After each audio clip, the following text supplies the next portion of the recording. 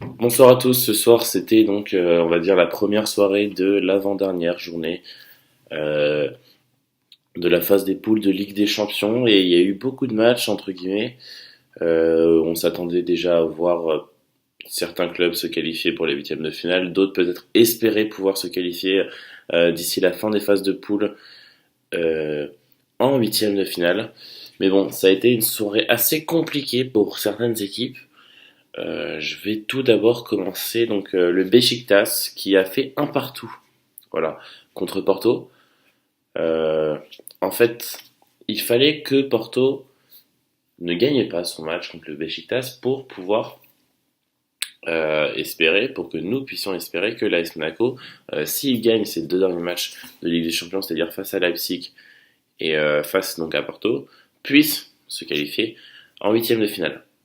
Malheureusement, Monaco a fait un match catastrophique contre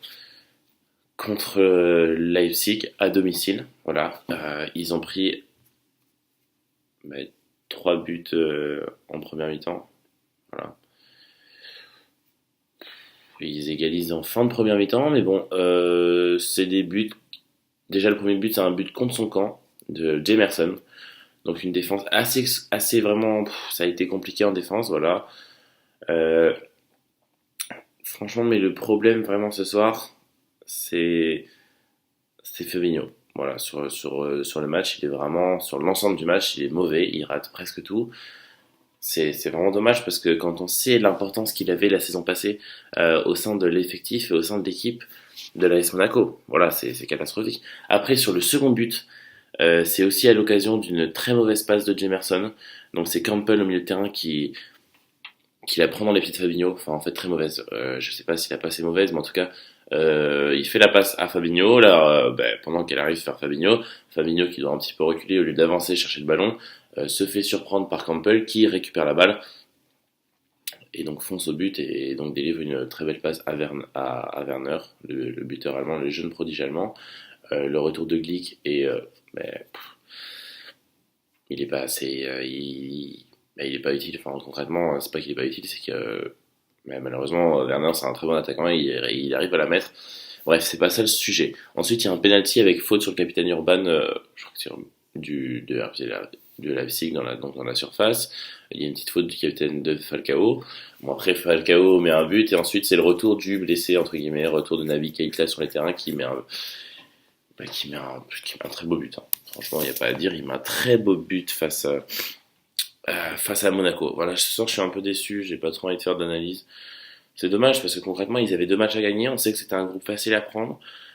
Concrètement, même s'il y a eu beaucoup de départs à l'AS Monaco, des départs en tout cas très importants, euh, ils avaient réussi à former une équipe. C'est vrai, c'est la première année, il faut roder le collectif.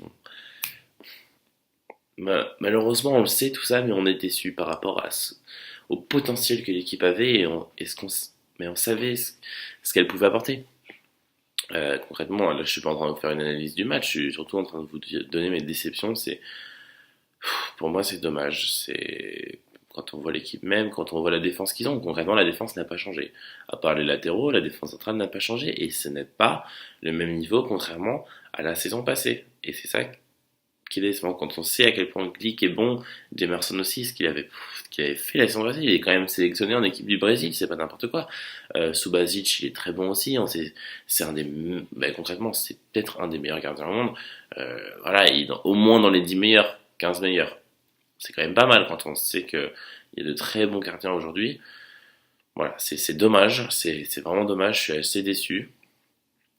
Falcao il met un but, mais voilà. Keita Baldé il rate une occasion devant le but. Enfin, franchement, c'est dommage. Et en fait, on peut pas les accabler sur ce match-là. Faut concrètement leur dire que c'est toute la phase de poule qui rate, c'est pas seulement ce match. Voilà.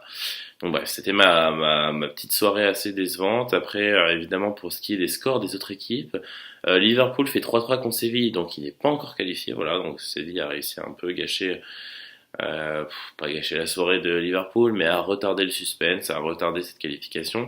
Le Napoli s'est imposé 3-0 face à Shakhtar Donetsk, toujours troisième de la poule. Qu'est-ce que je dis? Je dis n'importe quoi, excusez-moi, je pensais qu'il était... Bref. Donc 3-0 face à Shakhtar Donetsk. Monaco, vous le savez, il perd 1-4 face à Leipzig. Manchester City gagne 1-0 face à Feyenoord, pardon, je ne sais pas le prononcer. Bon, ils continuent sur leur lancée, sur toute leur victoire, mais après, c'est seulement 1-0 face à une petite équipe. Bon, voilà, ils ont dû faire tourner l'effectif. Bref, je ne vais pas vous en parler plus, je n'ai pas vu le match. Dortmund-Tottenham, il y a eu 2-1 pour Tottenham, voilà, qui reste premier du groupe. 6-0 pour le Real Madrid face à l'Apoel Nicosie. Voilà, une grosse victoire. Spartak Moscou, Maribor 1 partout.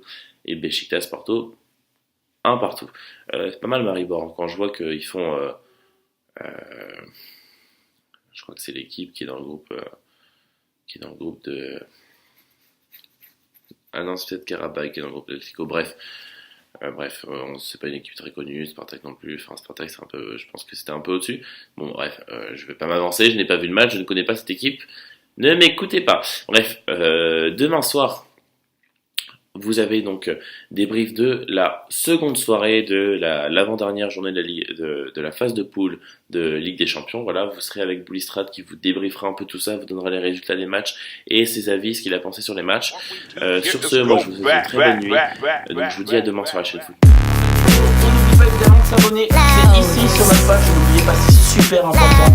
Abonnez-vous comme ça vous avez plein de super vidéos. On s'abonne, c'est super important. Paf. Regardez, dans les vidéos, ici, cliquez là, c'est important, là, vous avez pas beaucoup de temps là.